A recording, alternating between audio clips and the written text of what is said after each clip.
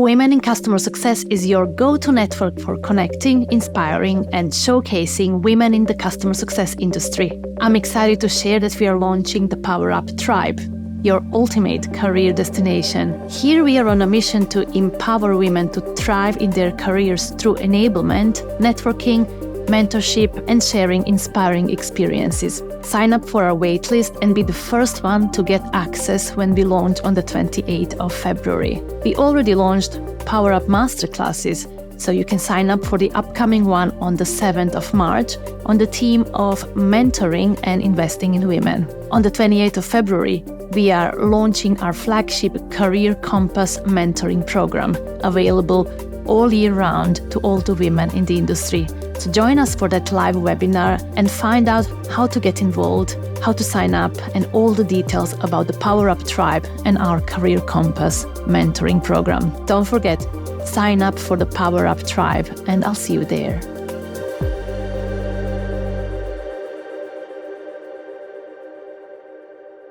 Do you think that your customers love learning about your product or services? But would you agree that customers need to know your product well to help them succeed? Vicky says that customers are not in a mindset to learn. So if that's what we are starting with, how do you design educational programs that help your company achieve business outcomes, such as reducing churn or increasing revenue? How do you bridge that gap? In today's episode, I welcome Vicky Kennedy, the founder of Echtus, a customer education service startup. Vicky joined the tech industry from a 10 years career in higher education. She soon found her way into Meta, where she merged her love of education and her agility of tech, followed by Amazon, where she led the strategy and execution of the first global customer certification. Recently, she founded Echtus, a customer education service startup, and now she's on a mission to revolutionize the way companies use education to achieve meaningful business results. So in today's episode, we talk about incorporating targeted and measurable customer education into the wider customer success strategy. So let's get into it. Hi everyone, this is Maria Scobe-Pillay, and you're listening to Women in Customer Success podcast, the first women-only podcast where remarkable ladies of customer success share their stories and practical tools to help you succeed and make an impact. If you want to learn more about customer success, get career advice, and be inspired, you're in the right place. So let's tune in. Welcome to the new episode of Women in Customer Success podcast. It is really a pleasure to introduce today's guest. She is Vicky Kennedy, the founder of Echtus, customer education service startup. Vicky, thanks so much for joining us today. Welcome. Thanks so much for having me. Yeah, excited to be here. Vicky, where are you calling from? I am actually in the Hudson Valley area of New York, so a couple hours outside the city. Okay, Vicky, we have an exciting topic today, all about customer education. So we want to provide some information about where to start when you are firstly thinking about creating it. How do you even know that you are in a position when you have to think about it, right? What are some of the prerequisites? And then how to get you started and things to avoid, things to do, etc. So we would like this to be really very actionable episodes for you, our listeners. And before we jump into that, I would like to get to know you a bit better. Now, Vicky, let's start with some quick rapid-fire questions. Are you an introvert or an extrovert? Yeah, I think it's probably that annoying answer that I'm an introverted extrovert or an extroverted introvert, but I have a little bit of both in me. I mean, in general, I'm an introvert for sure, right? You know, I'm the type of person that after like an hour at a party, I'm like, okay, good to see y'all, good to see you. But also when it comes to especially like my professional life, I love public speaking. I love a crowd, a microphone, like, you know, so it's sort of a weird, I know I'm not the only one like that, but I would say that it's kind of a mix of both depending on which mode I'm in, you know? That's very good. It's very interesting combination between the energy, like what energizes you. So sometimes you just feel it's enough being amongst people, but then almost being a performer, like I'm a performer, you know, being in front of mic on the stage, that's just cool. Like, and you're interacting with people, but it's very different than just mingling with them, right?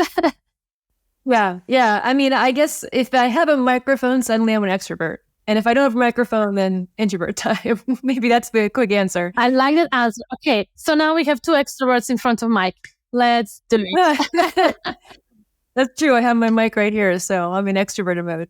Vicky, would the 16-year-old you be surprised to find you in this current role? I don't think so. I mean, mainly because my current role is essentially a founder and entrepreneur. This is something I've been wanting to do. I know we'll talk a bit about that in a few minutes, but I always had that spirit in me, and my father was an entrepreneur. And so I think that just the entrepreneur part would not be surprising. Maybe the specific area I ended up in, but not to date myself, that wasn't even like a thing when I was 16. So like the tech industry was very different back then. So yeah, I mean, I think the quick answer is no. I think the entrepreneur part is definitely something that's been in my genes for a long time. Let's talk about it then. What does it mean for you of being an entrepreneur? You said you were looking at your dad being an entrepreneur, so you grew up with that mindset around you. Tell us more about how is it being, in a childhood surrounded by entrepreneurship?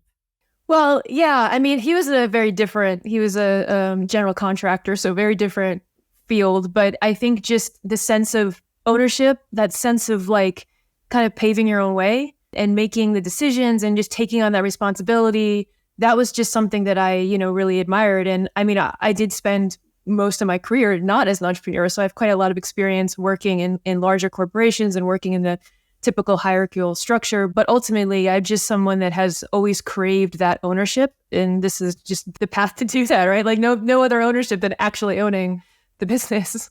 And you're absolutely right. It is complete ownership in absolutely everything. So how did you come to that? Tell me more about, not the whole history, but maybe that period between your 16-year-old self and, you going into your career, you starting your career, being within different organizations, as you mentioned. And then I'm interested to also know, as you were in those organizations, what was it that made you say, that's it, thank you very much, but I'm going back to my entrepreneurial roots and I'm doing something on my own. So yeah, tell me more about that journey. Well, so, I mean, to be fair, I did try some entrepreneurial things when I was younger. And I think that ultimately, I'm in the best position now to use the experience that I've gained over the last couple decades, basically, of work. So I guess to answer your question, I mean, my first 10 years of work was actually in higher education. And I started off as a professor and then moved into administration, being a department head, assistant department head. And so I got a lot of experience in this very formal, structure of academia. Can I ask, and then what for your study? Like, what did you were a professor of what? What was the discipline? Computer animation, actually. Yeah. So I taught animation and visual effects for quite a few years. And that was my first degree. I have an MFA in animation. And I did some work in that area for a while. I worked in TV stations. And did some motion graphics and worked at the Disney Channel for internship. So yeah, that was like I've had a few different careers. I think, it might be something that I bring up later, but I definitely didn't have like a singular path. It wasn't like I graduated and a lot of people choose their major when they're 17 and that's what they do. And that's great, but that was not my choice. That was not my path at all. So I actually, majored in animation and did some work in that, but then fell in love with the teaching aspect. And so that's when I really became more of an educator. And so I did that for the first decade of my career. And then in 2012, I was laid off, very similar climate to what we're seeing today. There was a lot of layoffs in my area. And I took the opportunity to move. I was in Florida at the time, and I took the opportunity to move to New York City to start over, basically. Like I have one of those stories of living on airbeds. I lived in the, inflatable furniture for 4 months. I lived in a basement apartment. I had 3 pets that I brought with me, 2 chihuahuas and a cat. And I just kind of made it work for 4 months. I didn't have a job and I was just trying to find a start in New York City, and I was just shifting to a different industry. And I finally did find a job, which actually was basically similar to today's customer success role, but it was, I think, before that term really became more known. So it was a support role, a product support role. And that was my path back into a new field. And that's when I entered the tech industry. But I quickly brought my education experience into my roles. And basically, kind of what we're going to talk about, I started using education as a strategy and as part of what I was doing in these support roles. Eventually, I was working at Meta at the time, called Facebook back then, but I was working at Meta, and I had a technical support role, and basically saw that there was nobody doing that kind of education for our support teams. So I pitched the idea of this new role, told them like, hey, I can build an educational program that's going to do this thing, did that, and they basically allowed me to transition and create a new role based off of my skill set, which is quite a change in my career. So that's where I was basically able to pivot back fully into an education role. Over the years, I've really just been building that experience. I've gotten experience on the product side, and I've gotten experience in the, strategic leadership side. And so that brings me to launching my own business, where it just felt like it was time for me to take these things that I had learned and really like do that more at scale. My passion is in helping others to use this kind of work and to do it successfully. And I can only do that so much within an organization. So if I can do this at scale and help others and really just basically change the world of customer education, that's kind of where it came from. That's a wonderful mission to live by. I really love so many aspects of your story. So when you were in Meta, you said you just realized, they didn't have the way of educating customers at scale. So you created it for the support role. I really love that entrepreneurship in you back there. But also what is really cool is like your mindset, right? You were not complaining, or you were not just saying, oh, we don't have this. When can we have that? You just said, this is what we need to have. This is how I see this becoming a really good thing for our team and obviously our customers. And you created the whole role for yourself. I mean, if this is not being entrepreneur in an organization, then I don't know what it is. But this is just awesome lesson for everybody. Like when something is not there and you think you have solutions, just go and do it. I mean, this is really awesome how you took ownership of that background that you had, all of your knowledge, and then created the whole new role. There used to be an expression, I don't know if there still is, but there used to be an expression on dress for the role that you want. And I always say, just do the role you want. And you eventually someone will start paying you for it. If you look at my career history, I moved up in essentially every business I worked with, but most of my promotions, I made the role. I actually pitched the idea. So that was not the only one that I did that. So it's interesting. I actually didn't really think of that as an entrepreneurial step, but you're right. It's the same concept. I feel like exactly that. If you see that there's a need, that's really what starting a business is. You're starting a business to fill a need. You can do that within your company. You see a need, fill it by doing what you can do. So for sure, yeah. That's really awesome. Yeah, I really like it. For me, that's definitely being entrepreneurial within your organization. Yeah, you don't always have to go and start your own company. But I'm so glad that you did, because you are now bringing everything together for helping customers solve that problem. So let's talk about that problem. You mentioned previously, you realized it in support because obviously it's easy, right? Customers come to support with so many different questions and you realize, oh, well, maybe 95% of them are related to the lack of knowledge, the lack of education. Let's do something about it. So what are the typical pains or typical problems that customers are now trying to resolve with your services? Or shall we say, what do they realize they need when they come to you to help them out? Yeah. So, I work with clients at all different stages. Some are just starting, net new. They don't have a formal customer education program. And then others do have, a program in place, but want to either scale it or, basically just improve it, bring it up to that next level of kind of just professional customer education. So there's a variety of sort of places people are starting with this, but commonly it's about the scale and it's about repeatability and it's about using education to actually achieve a result. And that's really where I come in to help more than anything else, because I always talk about education is a strategy. It is a strategy in your business. And especially within the customer success realm, there's a lot of different strategies. Of course, when you think about things like customer retention and churn problems, or you just even think about improving customer loyalty and customer satisfaction, you can ask any CS leader, and there's going to be different strategies to reducing churn or different strategies to improving the customer health. And I've seen a lot of different strategies in place. Education is one of those and can be used to as an effective tool to do that at scale. And so a lot of businesses, they have different things in place, but they're not necessarily seeing the right results from that. So there may be, I've seen, like a number of webinars out there, or I've seen different type of resources out there. And one thing we have to think about with customer education specifically is customers are not in the mindset to learn. It's unlike other education where you go and you sign up for a class, you want to learn. As a customer, you just want to use the product. You just want to get your job done.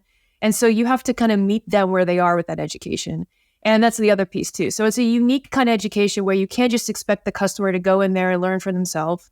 You have to really find where they are and target it appropriately. So anyway, that's it's a very wordy answer, I think, but I help people in a variety of ways specifically with that. And I'm sure we'll come to all of those strategies, but what you said is hitting so perfectly. Customers are not in a mindset to learn. And I think this is just so awesome. I think that's, we need to let it sink in, because very often I believe we are forgetting that, right? Oh, why are our customers, why did they not complete that certificate? Or why did they not show up to our calls? Or why did they not whatever? But their job is just to use your product for their own job, right? For the work that actually pays them. No one is ever paid to use your product and to learn about it, right? Apart of some rare people who might be administrators, etc.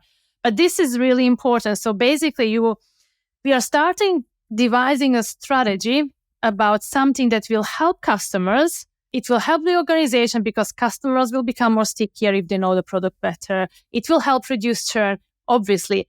But the whole proposition is like they actually don't want it or they don't think they want it, right?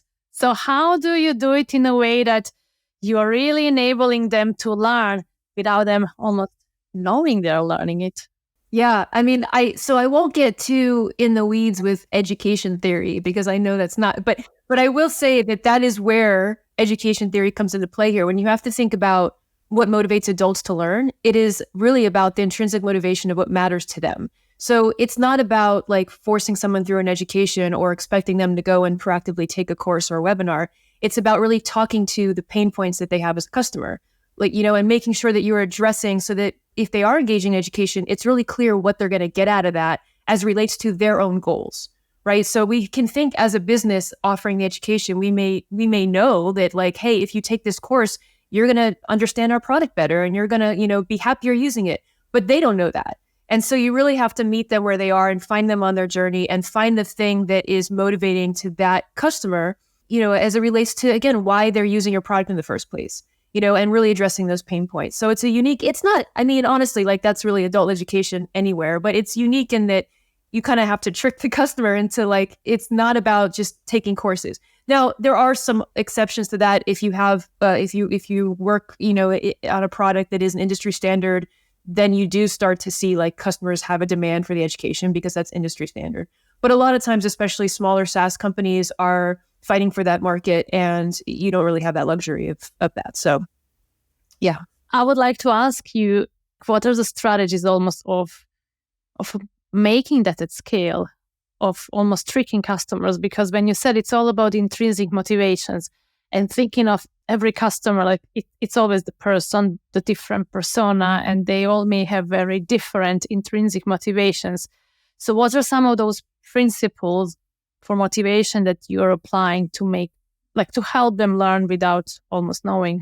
Yeah. Well, so it's true that like there are different intrinsic motivation like factors, but you do see trends. And so that's the idea of really understanding your personas. So the first thing that I really tell any of my clients is we have to understand your customers and any other stakeholder or segment, but we really have to just understand what's driving them. It's not that you have to understand the unique one of every single thousands of your customers, but you start to see trends where some are going to be motivated by things like certification, for example. That is typically a common one, especially in tech, for some personas who really like collecting that. It helps boost their resume and social profile. And so that's often a motivation.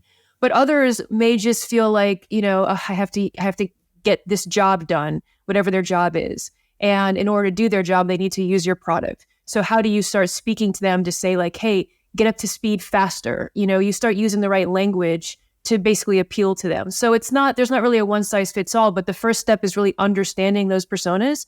because you may have people that are, I have a client I'm working with now where one of the core segments is, it's not people in tech, right? So they're not going to be super tech savvy, and they just want it to be like, really easy and seamless. And so you want to speak to that persona and make sure it's really clear, like engaging this is going to get you, out in the field faster. So it's really just, again, about understanding that motivation and start trending it. And then you can sort of speak to those different factors. Shout out to our partner, Guider, the leading mentoring, peer learning, and upskilling platform. Women in Customer Success teamed up with Guider to deliver all year-round mentoring programs for our new Power Up Tribe members. Now picture this, a dedicated platform where you choose your mentoring goals and skills that you want to develop. Then you browse through mentors' profiles and you can choose amongst hundreds of remarkable women who are mentors. When you choose your mentor based on their skills or expertise and experience, there's a match. And you can schedule calls directly on the platform, write session notes, capture resources, and monitor your own progress and goals, all in one place. So isn't that great? And also, you will find resources on how to prepare yourself for mentoring sessions, what are the benefits of being a mentor, how to approach your mentoring relationship as a mentee, or how to become a first-time mentor, and so much more. So don't leave your career to chance. Work with experts who will help you develop the skills and mindset needed to thrive in your career. Join our Power Up Tribe to access our flagship mentoring program with Guider. Find the link in the show notes. Speaking of persona, and apologies, maybe that is more question for our strategy that we'll come to, but what do you see working really well? Designing programs that would speak to different personas only based on, the type of work or the type of knowledge that they should have. So obviously, typical differences between admin or end user of some product, they might need to know different level of knowledge of your product. Or would it be more of a goal-based? So either goal-based or feature-based or persona-based, or how do you even call it? Because when I'm thinking about it, I'm thinking probably if we speak about persona, there are different level of knowledge they need to know. Okay, right. When it comes to goal, it's more of how do I do X, Y, Z in a product, regardless of who is doing it. So it's more of how do I quickly come to my goal? And then the third one would probably be, the features, like how do I understand to use some features in a way that they are intended to be used? That's just my little understanding of the type of maybe programs you're designing. But how do you go around it? Like, what is the actual strategy that you would apply to put it all together? Yeah, I use a framework. It's basically working backwards kind of framework. But the first and foremost thing you want to do is really understand the problem you're solving with the education before you start looking at your personas and what you're actually teaching them. And that goes back to in customer success, you often have a retention issue, or a very common one is you want to accelerate time to value. So we can start with that one. Let's say that we see, we're trying to get our customers to convert, and start product adoption within 90 days. We want to target that problem. Once we understand that that's what we're targeting with our first educational goal, then we start looking at our personas and our segments. So you actually just mentioned the difference between an admin and an end user. That's actually segments. That's not really personas. That's really just understanding the different segments and what they need to learn. The persona bit is more about understanding motivation, right, and more thinking more in terms of how you're going to reach that person. So I could get more into the weeds with that, but I think just to keep it high level. So we want to first understand the problem. Then we all want to understand the people that are impacting that problem. So the segments that we're talking about. And then we want to understand what we need to teach them to achieve the goal. So if we want to make sure that they're adopting the product within 90 days or accelerating time to value, we need to understand, again, so much of this is about research and really learning about our customer. What does a typical happy, healthy customer look like that is, that adopts the product within 90 days, that has a fast time to value? What is it that they need to learn both conceptually and about your features? So that's the other question. Are you teaching them features? Are you teaching them? And often, especially new customers, it's about industry knowledge, foundational knowledge. What are the things I need to know to be successful with your product? I use the example of if you have a project management tool, you don't want to just teach point and click how to use that tool. You probably want to teach some basics of project management and maybe collaboration and other types of almost soft skills to really help your customers do more with your product. So I think it's a working backwards where you start with first why you're even doing the education. What are you targeting? And then you start understanding and unraveling like the specific things that somebody needs to know to achieve that goal. Got it. And talking about the why do we do the education? So interesting points that you mentioned. We're talking about the problems, let's say time to value or adoption or, retention. But all of those whys are, companies or software's why, right? We want our customers to adopt our product within first 90 days. We think they will be obviously happy and healthy if they know the product better. Right. And I understand, and especially if you're working with the customers, that's where we all are starting from, right? Are there any other commonalities when it comes to really customers? Because for them, they may not always care about those metrics for us, like our attention or our adoption within 90 days. Obviously, they want time to value at the beginning, but they are not going to talk as time to value. So what are those first common problems that we can address with customers? Like when CSMs are speaking with customers and they want to understand those immediate problems, how do we call them? How do we recognize them in their language? That's a great question because that's going back to the persona and going back to understanding what's motivating them. And you're really kind of marrying, that's where you need actually the marketing side. And I talk a bit about your marketing strategy specific to education because you need to use the value props of your products, your service, whatever it is, and connect that into the customer journey. So for example, with regards to the time to value, you're right. Like if I say, hey, you're going to accelerate your time to value, like that's not the right language to say to a customer for sure. But if it's a product that's going to improve their, I'm just trying to think of something off the fly, but let's say it's a data product that's going to help, I don't know, organize their data better, whatever the value prop of the product is. Basically, you're saying you will get live quicker, you'll get this up and running quicker, and then you kind of connect the language of the value prop of the product, and that's what you're using to appeal to the client. And that's if that's the right persona connection. So it is 100% about first finding out, building the program from the perspective of why you're building it for a business reason, but 100% where you don't use that as your language to the customer. You're using the motivation, the intrinsic motivation piece. I'm glad that you mentioned it because I think for CSMs, it's so incredibly important to always know that the value proposition, as you said, is just something that we always have to think about in every single interaction and conversation, right? It's not about our language, it's not about customers' language, but always having their end goal in mind and then showcasing how and why would your product or your education help them. So always starting with that value and what's in it for them for it. When we talk about strategy, what are the first most important things to tackle? Like you mentioned why, and the problems that we want to resolve. What is then next? Like if somebody is about to start or start thinking about getting education programs, what is the good way or good steps to follow? You mean like to start launching the first? Yeah, where do they even start? So obviously it is that why that you explained a bit. Like you start with customer's problem. Let's start with that why. Then what is your framework? Like what do you do next for it? How do we take them on that journey? To build the education, you would have to understand essentially the competencies that a customer needs to be successful, and that kind of just goes back again to really understanding their customers. So understanding the different parts of the product that they need to be successful, but understanding also any foundational information. And often a business has this information around. So it's not like you have to start net new and, you have a blank slate. It's usually about like finding the ways that you're, especially with the CSMs, there's often already things in motion where people are answering questions and helping customers, achieve the next step. It's about kind of pulling that together and really understanding which ones are most relevant to move the customer to the next stage. And then you can start building something that's more formal. But really all of it has to start with understanding your customer and really like learning about your customers. So that's the first thing I do with all my clients is just a general like needs analysis around your customer segment. What does their profile look like? What are those different segments? But that's the first step before you can start really connecting something that is targeted and meaningful. What you want to avoid is just content overload. And some businesses will do that where it's just like, let's throw content at them. Like, let's show them demos of the product and let's, tutorials and let's put it all out there.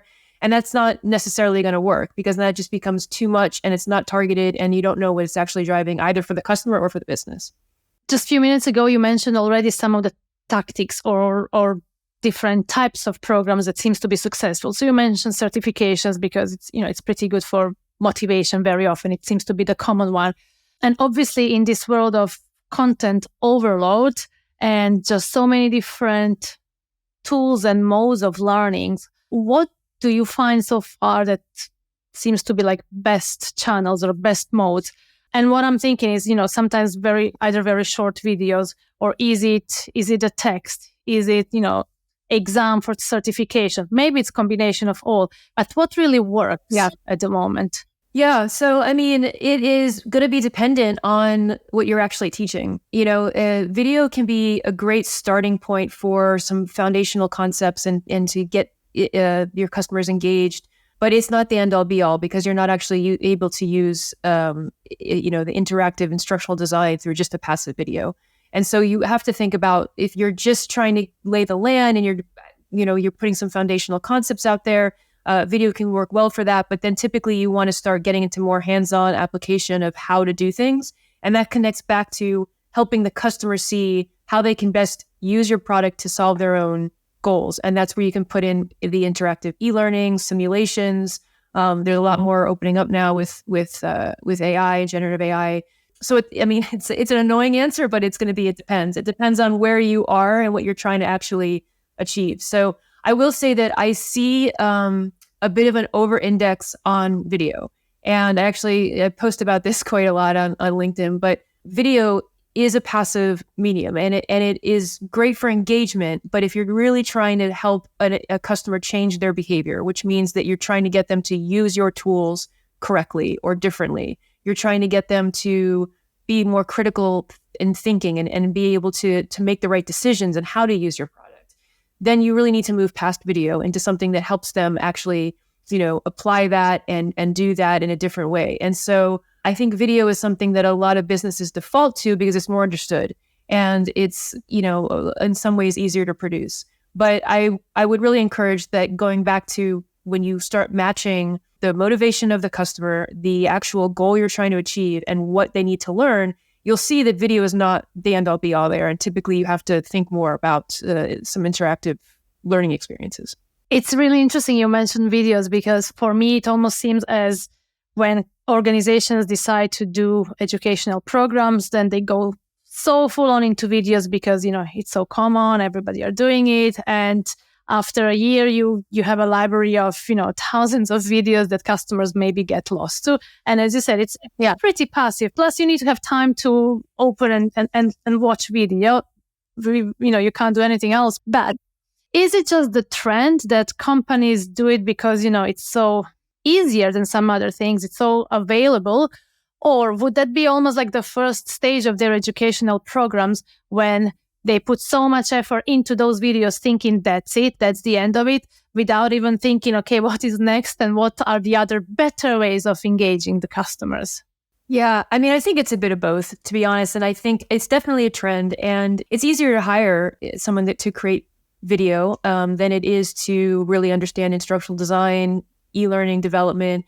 Those tools are often they're not accessible. They're not part of somebody's tech stack or arsenal already. And so it's definitely, I think, just something where business is more used to creating video. So I think what's interesting is that video is actually typically more expensive, harder to redo. It surprises me that it's one of the ones that's more go-to, because in the formats that I use a lot, which are the more e-learning formats, it's so much easier to make updates, to change out some information when the product updates or when, the industry updates. Those formats are often just more fluid and flexible. When you do a video, again, I know that some things are changing with advancements in technology and AI. For the most part, you do a video and you've created like a 4+ minute long video that you can't just update easily if the UI changes in your product or if some terminology changes, And so it's actually like just becomes heavier and it's more encompassing. So I prefer the e-learning formats for this, and Learning Science will show you both can be valid. So it's not that one is necessarily more than the other, but again, kind of going back to what you're actually trying to achieve with it. I just posted this on LinkedIn, but if you only are measuring engagement, if you only care about customers coming in and watching a video, then video works. That's all you care about. But if you care about what you're actually driving through that, if you care about helping the customer actually be able to do things differently and actually be able to get more value out of your product, then you start thinking more about the instructional design piece and less about just creating like a engaging video. I love this segue into metrics because I'm really interested to know, when do you measure and what do you measure, and probably even how do you measure everything related to those educational programs? Because as you said, it's probably easy to measure how many times somebody watched the video, but then what is beyond? How do you measure how much outcomes are they even achieving because they have watched the videos? Like, what would be the metrics for it? It is my favorite topic, and it's really like the essence of what I've built at Echtus. So engagement, there's basically 3 levels to keep it simple. There's the engagement. Engagement is important. Obviously, if people don't come and they don't engage with your learning, then you can't really go anywhere farther than that. So engagement is certainly important. That's typically looking at if it is video views or completions. If it's, courses, you're typically looking at their enrollment and completion of a course. So all that is certainly important. But then that next stage is going to be what we refer to as content efficacy, which is what did they actually learn from participating in that learning experience. If it is a video, there should be a clear outcome at the end of that video. Did they learn? Can they achieve that objective? And so that's the second layer. And typically you do that through some kind of assessment. Doesn't have to be a formal assessment. Sometimes people worry that like, we're going to test them and they don't want that. You can do that through very subtle like pulse checks within a course. You can do it in a variety of ways, but there certainly should be some type of assessment that actually indicates that they did indeed learn something from that learning experience. So that's the second thing. Then the third piece is showing that because they learned something, they changed behavior. They did something different. That's that piece that I think is most elusive to most businesses because it is not it's not as straightforward of a metric. So you have to connect what you're teaching them to what you want them to do differently. So in the example of, I used like a general project management software as my example. If we're teaching them how to set up their first project, for example, and that's going to be like the metric that we use that indicates that, they've gotten their aha moment or their time to value. So we have a metric in place that shows that they've set up their first project using our tool. So we're teaching them how to do that. Then we actually measure that they've done that and we connect those dots. And so it sounds simple. I think it sounds simple. The challenge is making sure that you're building that in a way that leads to that measurement. But it's just those 3 levels, So it's, did they engage in it? Did they learn from it? And did their behavior change because of it? And that's it. So I think it's easy, but it definitely, it requires that strategy of making sure you're not just throwing, content spaghetti on the wall, but that you're actually being purposeful in what you're trying to achieve. Yeah, as you said, very intentional to measure what should be measured because you can't improve if you can't measure, and you can't see the results if you're not measuring along the way. And just going back from the beginning of our conversation, when we speak about educational programs, we as vendors, as companies, organizations, we would like to obviously see the correlation between educational programs and, churn or retention. I mean, the main goals for every single company. So what have been your experience of seeing those correlations? Like, do you have any stats to share or at least any trends and even qualitative feedback? Like I'm open for all of it because obviously there is correlations, but how do you make it in a way to present those business cases? Well, I don't have because I didn't prepare the numbers. I have some of them in my LinkedIn page that I could probably pull up, but there are definitely some reports published of what you can expect. Things like 12% increase in revenue when you're using education correctly. So there's certainly some stats there, and anyone that's interested can find that on my Echtus LinkedIn page. But ultimately, I think that to answer your question, we're still very nascent with customer education. And what I see is that there's a lot of emphasis on that loose correlation where it's just because they engaged in some kind of training, then hey, there was some increase in retention. And it's a very loose correlation. But the problem with that is it's only taken the team so far to really understand, was there a correlation or was it a coincidence? And of course, with business in general, there's very rarely like a one-to-one where even with the sales, it's not just the sales team that's that's selling. It's a number of like moving parts in a business, and education is one of those moving parts. And so to understand its impact, you have to understand it. You're not going to get a number that's like, they attended this training, and so there was a 30% increase. It doesn't work that way. But that's going back to what I was sharing earlier, that if you can first show that the education changed what they know, and then it changed what they did, you start to see more of the story of how that contributed to your top line metric. And that's the story you want to tell. And I think we need to get really realistic around that it's not a loose correlation. We're not just saying that they happen to engage in some kind of learning, and so there was a change over here, because that's just way too loose and it doesn't give you any learnings. And it won't help any leadership make decisions around investments to just see those loose correlations. So I'm trying to move the needle to really get more clear on these metrics. So I think to answer your question, there isn't a lot out there, because this has been such a sort of nascent field, that all we're really seeing are those looser correlations. And we need to move the needle and move it into the next stage. So that's why I'm here to help change the world with my little startup of one.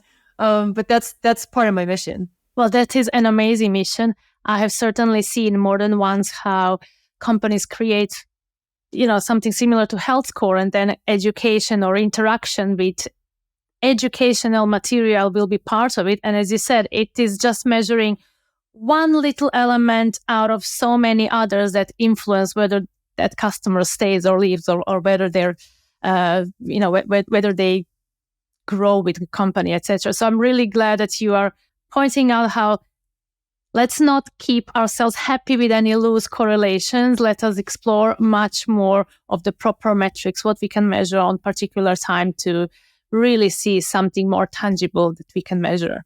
Yeah, I mean, I have been in executive roles myself, and I know that like from being in a leadership role, that if my team came to me and they show me like a loose correlation, I'm going to immediately question that. Well, how do you know that was, like if, for example, we say that people that engage in training, were more likely to renew. And I'm going to say, well, maybe people that wanted to renew were more likely to engage in training. I mean, it's like, and then we have a lot of different things there. So it just becomes very challenging to make data-driven decisions if it's not clear, if that path isn't clear. So that's essentially my remit. It is a wonderful invitation to become more clear. And I'm absolutely sure that whoever wants to find out more, they can just get in touch with you. So what is the best place to get in touch with you? Is it LinkedIn? Is it Echtus webpage? Yeah. Well, I mean, LinkedIn is definitely, I think, I'm on there 1,000 times a day. So LinkedIn is certainly a good one. My website is Echtus. I know it's an interesting word. It comes from the root word ect, which means authentic and genuine, ECHT. And I added the US. So it's an interesting word, I know, but echtus.com is my business site. And then I'm definitely on LinkedIn. Well, that's wonderful. Thank you so much for sharing that. I really love that name, especially because it is not the name that has, any customer success word in it. So very, very good choice of word for your company. I wish you all the best and so many, more successes in your startup of one, and as you will be scaling. But thank you so much for being here today and sharing all of your wisdom about the customer programs. Thank you so much for having me again. It's a lot of fun, and really appreciate it. Thank you for listening. Next week, new episode. Subscribe to the podcast and connect with me on LinkedIn so you're up to date with all the new episodes and the content I'm curating for you. Have a great day and talk to you soon.